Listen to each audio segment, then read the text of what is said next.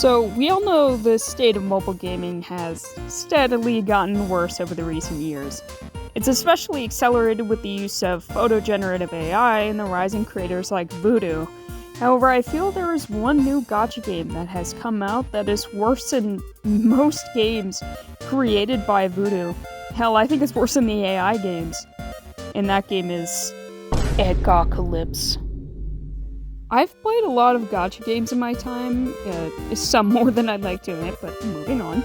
So, trust me, I'm well aware of games like Blue Archive or Azure Lane, where there is a lot of fan service there as well, but I still would argue it's not as bad as Echocalypse. I have never seen fan service as bad as this, and oh my god, don't get me started on the fucking ads. If I have to hear this guy talking about pulling the lip one more fucking time. Holy crap! Not only does this game encourage extremely parasocial and honestly delusional and dangerous relationships with these characters, it also has anatomy so bad it's funny. This shit makes Genshin tall men look proportional. However, I still wanted to try out Echocalypse. Is it really as bad as the ads make it out to be? And can you really marry every character in the game? However, there are a few things I'd like to clear up before getting into the story of Echocalypse and its quality. For one, I don't think Echocalypse is bad because of its gameplay or its graphics. I'd argue that although its gameplay is standard, that's not what drags the game down for me. I purely think it's a bad game because it's preying on late-stage porn addicts. And I can say that because I was one. Secondly, and somewhat related to the first point, I think it's okay for people to have comfort characters.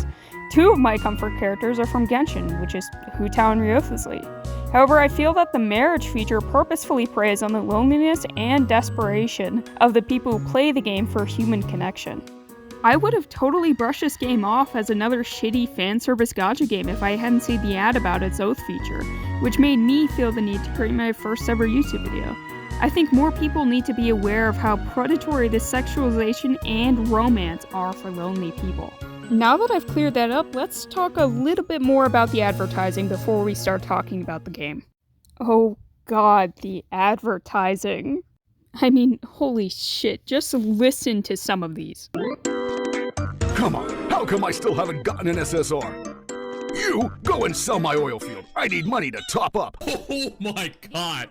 Those right there are weapons of mass destruction. We're gonna put the ring on her and slowly, gently, we'll slide it in. There we go. It's complete. It is now complete. An internal oath has been made and now I'm yours. I thought ads were meant to make me want to play the game, not make me jump up and down like an enraged chimpanzee every time they showed up because YouTube won't let me skip 30 seconds worth of ads anymore.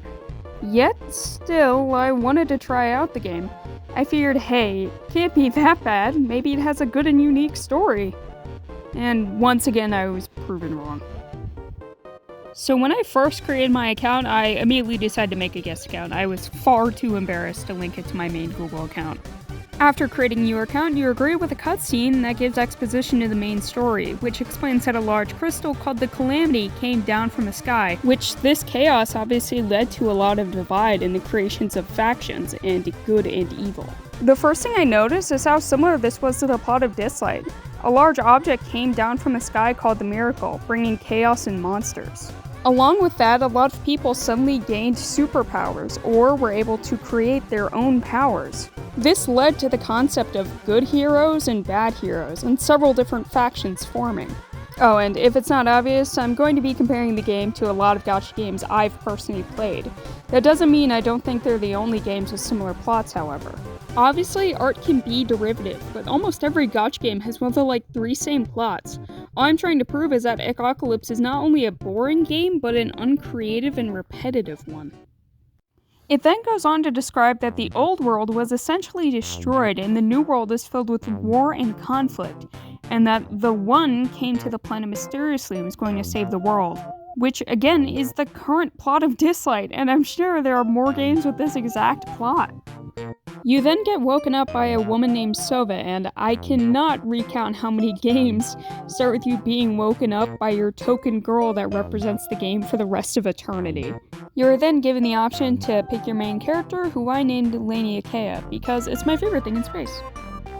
I also happen to notice Sova is a girl with a white and blue color palette and a huge bow, which is similar to Vice from Alchemy Stars. And I also just realized March 7th from Honkai Star Rail.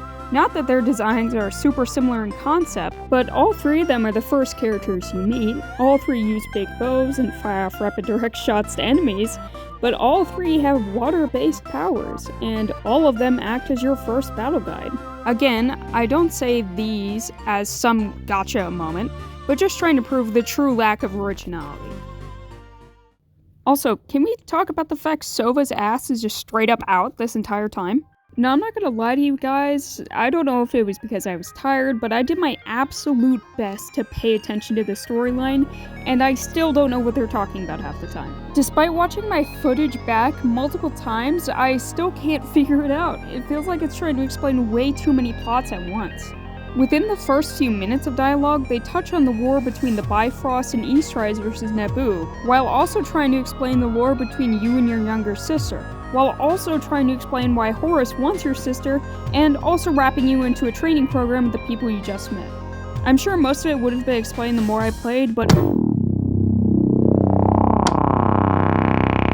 And I kept seeing this animation every single battle. I would see it like 4 fucking times.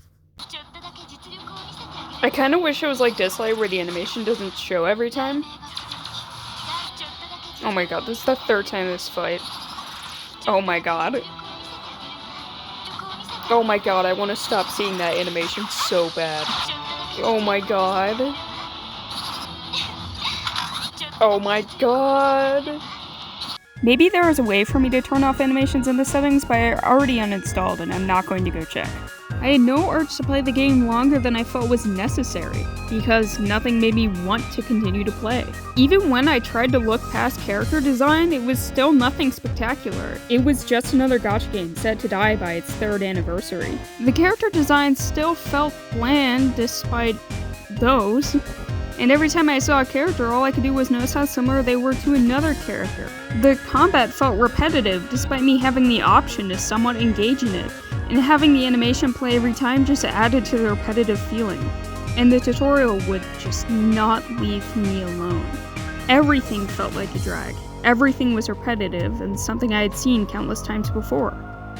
Now, there is one final thing I'd like to talk about to wrap this video up. To get insider knowledge on the people who play this game, I went to its Degenerate Central, the Discord server itself, and it did not disappoint. For the video, anyway, I was very disappointed. I felt like I just saw the horrors of man. And I play Genshin, so that's saying a lot. Joining the Discord server was all the evidence I needed to know that the creators of the game were just as full of degenerates as its fanbase. This game is a breeding ground for incels, and it purposefully preys on that demographic, especially with the concept of being able to marry every character in the game, including the child characters. It encourages them to fantasize, and it enables them to keep feeling how they do when they should honestly just get off the internet and stop playing these shitty gacha games. In conclusion, Echocalypse The Scarlet Covenant is a bland game with bland gameplay, and in no way does it try to stick out. It only rehashes familiar storylines with the smallest tweaks, and its character design is bland despite the bahungas, and I never want to play it again or watch more of its gameplay.